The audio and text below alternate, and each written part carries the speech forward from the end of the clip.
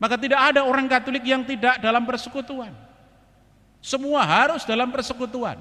Jangan pernah memisahkan diri dari persekutuan. Siapa memisahkan diri dari persekutuan dijamin tidak selamat.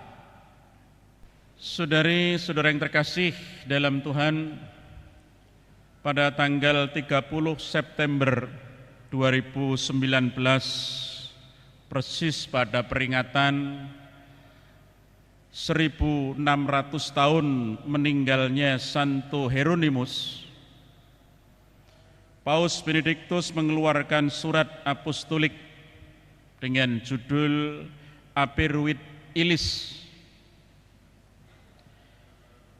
Dengan surat apostolik tersebut, beliau menetapkan bahwa minggu ketiga dalam masa biasa dijadikan sebagai minggu Sabda Allah. Dengan minggu Sabda Allah ini, Bapak Suci mengingatkan kita semua akan pentingnya makna dan nilai kitab suci bagi kehidupan iman Kristiani. Sri Paus juga menegaskan hubungan antara Sabda Allah dengan liturgi.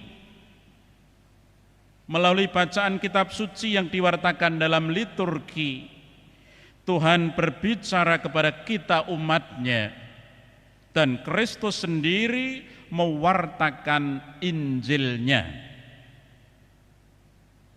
Sabda Tuhan yang didengarkan dan dirayakan, terutama dalam Ekaristi, memelihara dan memperkuat batin orang-orang Kristen, memungkinkan mereka untuk memberitakan kesaksian yang otentik tentang Injil dalam kehidupan sehari-hari. Itu alasan Bapak Suci menetapkan Minggu Sabda Allah setiap, sekali lagi, minggu biasa yang ketiga. Dan kalau kita lihat benar-benar, kita cermati benar-benar, setiap minggu ketiga dalam masa biasa, entah tahun A, entah tahun B, entah tahun C, itu merupakan pewartaan di mana Yesus tampil untuk pertama kalinya di depan umum. Dia mengadakan pewartaan kepada orang banyak di khalayak umum. Dan menarik, yang diwartakan kepada kita hari ini adalah dua hal yang sungguh sangat penting dalam hidup dan kehidupan kita, yakni bertobat dan percaya kepada Injil. Bertobat dan percaya kepada Injil adalah dua hal yang saling melengkapi dan sangat menentukan keselamatan kita. Artinya, hanya orang-orang yang bertobat dan percaya kepada kabar keselamatan, kabar yang menyelamatkan, dialah yang akan selamat. Bertobat berarti mencintai Tuhan dengan segenap hati, dengan segenap jiwa, dengan segenap kekuatan, dengan segenap akal budi. Jadi mencintai Tuhan melebihi dari segala-galanya. Sedangkan Injil tidak lain adalah kabar keselamatan, kabar yang menyelamatkan. Maka Injil tidak lain adalah Allah sendiri, Allah yang bersabda. Maka bertobat dan percaya kepada Injil itu berarti kita mengarahkan seluruh hidup dan kehidupan kita hanya kepada Allah, Sang Sumber keselamatan itu. Mengarahkan seluruh hidup kita kepada Sang Juru Selamat. Sedangkan gambaran orang-orang yang bertobat tampak jelas dalam diri orang-orang Niniwe dalam bacaan pertama. Setelah mereka mendengar berita dari Nabi Yunus, mereka mengumpulkan perkabungan, Mereka membangun pertobatan. Mereka berbalik dari hidupnya yang jahat kepada hidup yang baik. Gambaran pertobatan juga tampak dalam diri Simon, Andreas, Yakobus dan juga Yohanes setelah mereka panggilan dari Tuhan Yesus sendiri. Yang menarik kalau kita cermati, baik orang-orang Niniwe maupun Simon, Andreas, Yohanes dan Yakobus, tidak ada seorang pun dari mereka yang menolak panggilan itu, tidak ada. Ketika mendengarkan berita Yunus, orang-orang Niniwe langsung bertobat. Ketika mendengar panggilan dari Tuhan Yesus, Simon, Andreas, Yakobus dan Yohanes mengikuti dia. Sekali lagi, tidak ada seorang pun dari mereka yang menolak atau mengatakan nanti dulu saya sedang sibuk. Tidak. Digambarkan dalam Injil tadi, mereka segera meninggalkan jalannya, meninggalkan pekerjaannya, meninggalkan ayahnya dan mengikuti Yesus. Namun peristiwa pemanggilan Simon dan kawan-kawan harus kita pahami dengan benar, supaya kita tidak tersesat, supaya kita tidak keliru. Jadi pemanggilan Simon dan kawan-kawan merupakan gambaran tentang pertobatan. Maka jangan salah dalam memahami, bertobat itu bukan alih profesi. Tadi digambarkan dari penjala ikan menjadi penjala manusia. Jadi bukan pertama-tama itu. Bertobat adalah beralih landasan, beralih pegangan hidup. Orang-orang Niniwe sebelumnya hidupnya tidak berpegang pada Allah, pada kebenaran. Tetapi setelah mendengarkan berita dari Nabi Yunus, mereka berbalik, mereka menggunakan Allah sebagai landasan hidup. Demikian juga Simon, Andreas, Yakobus dan Yohanes sebelumnya tidak mengenal Kristus. Tapi setelah dia mengenal Kristus, maka hidupnya dilandaskan oleh semangat Kristus ini. Karena Kristus sendiri telah mengatakan, akulah jalan, kebenaran dan hidup. Jadi sangat jelas, Yesus adalah jalan, kebenaran dan hidup. Kenapa Yesus menyebut dirinya jalan? Kita semua paham, jalan adalah sarana yang menghubungkan tempat yang satu ke tempat yang lain. Kalau Yesus mengatakan akulah jalan, maka dialah yang menghubungkan antara dunia dengan surga. Kalau dia mengatakan akulah kebenaran, karena dia berasal dari yang benar. Dialah Sang Sabda yang menjelma menjadi manusia dan tinggal di antara kita. Maka dia benar. Tidak ada ketidakbenaran dalam dirinya. Yang ada hanyalah yang benar. Maka akulah kebenaran. Kalau dia mengatakan akulah hidup atau kehidupan, karena dia pernah ditangkap, disalibkan dan mati. Tetapi kematian tidak mampu menguasainya. Sebaliknya, dia menguasai kematian itu dan bangkit dari mati. Maka menjadi jelas bagi kita, siapapun yang mengikuti Yesus pasti akan sampai tujuan. Sebagaimana ia tegaskan sekali lagi, akulah jalan, kebenaran dan kehidupan.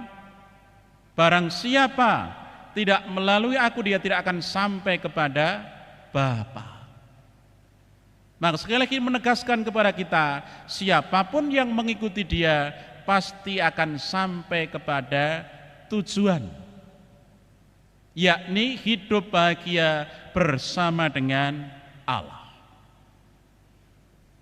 Maka dari warta yang disampaikan kepada kita sore hari ini, kiranya kita bisa mengambil beberapa pesan untuk kita renungkan lebih lanjut, untuk kita amalkan dalam hidup dan kehidupan kita. Yang pertama, warta pertama Yesus adalah seruan pertobatan. Dan bertobat sekali lagi memilih Allah sebagai landasan serta tujuan hidup. Ketika Allah yang menjadi landasan dan tujuan hidup, maka profesi apapun, pekerjaan apapun dapat menjadi sarana menuju kesempurnaan. Sebagaimana difirmankan, haruslah kamu sempurna seperti Bapamu yang ada di surga sempurna adanya. Jadi setiap kita, siapapun itu tanpa kecuali dipanggil untuk menjadi sempurna. Yang kedua, Yesus memilih murid-muridnya yang pertama dari dua bersaudara, Simon dan Andreas, kakak beradik. Yohanes dan Yakobus juga bersaudara. Kenyataan ini mengajarkan kepada kita bahwa sejak semula gereja adalah persekutuan. Gereja adalah komunio. Kebenaran ini tampak jelas dalam kehidupan gereja perdana. Sebagaimana diwartakan dalam Kisah Para Rasul, sungguh sangat menarik. Semua orang yang telah menjadi percaya tetap bersatu dalam komunitas, dalam persekutuan, dan segala kepunyaan mereka adalah kepunyaan bersama. Mereka berkumpul tiap-tiap hari dalam bait Allah. Mereka memecah-mecahkan roti di rumah masing-masing secara bergilir dan makan bersama dengan gembira dan dengan tulus hati sambil memuji Allah. Dan kehidupan yang demikian itu sangat menarik. Maka ditegaskan di sana, mereka disukai semua orang. Hidup dalam persekutuan, dalam cinta kasih sangat menarik. Hidup dalam persekutuan itu menjadi pewartaan tersendiri. Orang melihatnya dan menjadi bersuka cita.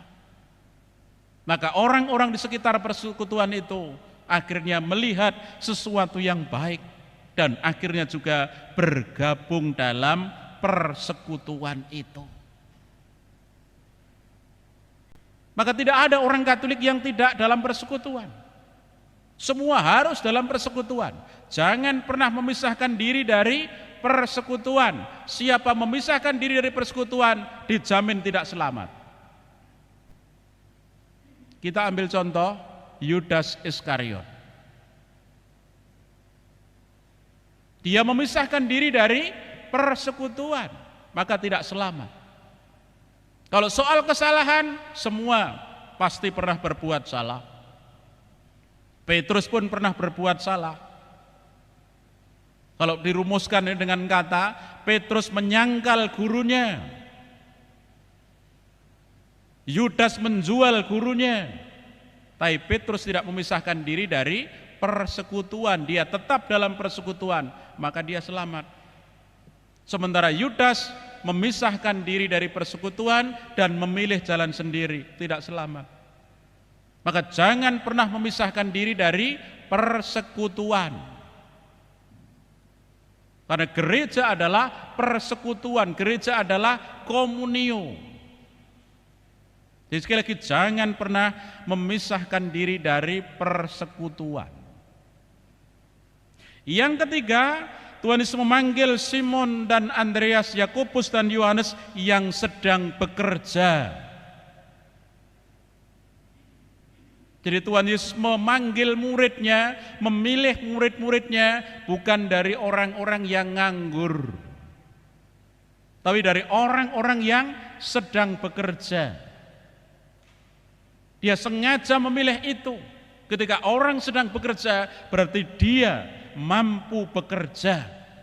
Maka semua murid-murid Yesus adalah para pekerja, bukan orang-orang yang nganggur. Kenapa? Karena menjadi seorang murid itu berarti bekerja bersama dengan Tuhan Yesus, yakni menyelamatkan orang.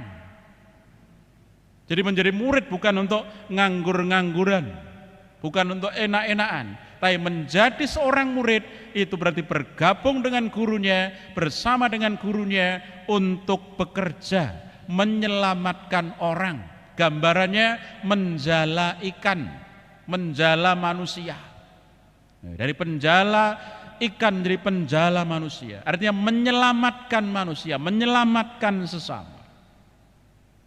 Oleh karena itu saudara-saudara, semoga di tengah kesibukan harian kita tetap setia ambil bagian dalam karya penyelamatan Tuhan, yakni menyelamatkan sesama, menyelamatkan dunia. Itulah panggilan kita. Maka semoga kita didapati oleh Allah sebagai pribadi-pribadi yang bertobat dan percaya kepada Injil. Menjadi pribadi-pribadi yang memilih Allah, percaya kepada Allah, mengasihi Allah lebih dari segalanya. Dengan kata lain, mari kita sungguh-sungguh berusaha, berjuang untuk menjadi pribadi-pribadi yang ada di pihak Allah. Berkat Tuhan menyertai kita semua. Amin.